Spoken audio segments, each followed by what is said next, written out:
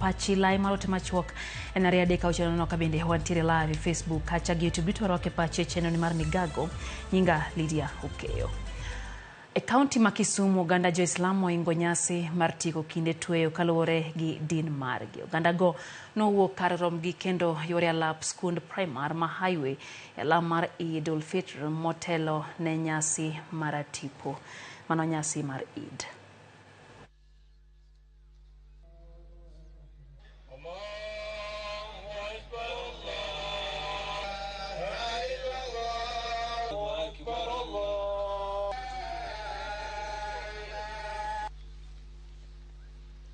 Kawuono kakuneno kamendi wariewrete from Kisumu kaendi nyaka pinje luo ma oko Kindu Bay nyaka wariewrete kawuono kwa lamo e nyasi mar Eid ul Fitr kamendi.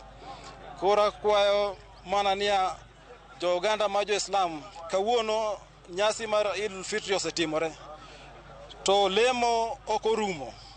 Wadhi uru mbele gi lamo Nyasaye. Jomane lamo koponi beni ntiere lamo dwe mar Ramadhan oserumo to Nyasaye pok orumo. Akwayo sirikal mar mondo ging'iye dakteche mogomogi gi wang' maber nikech wang'eyo maber ni ngima mar dhano ni e lwet Nyasaye. To king'iyo be maber iyudo ka kendo kalo kuom dakteche mar mondo jano oyud ngima maber. Wachandore, jogwa chandore, nyithindwa chandore, monwa chandore, owetewa chandore ka ok ginyal yudo thieth makare e osiptendewa makawaida gieki.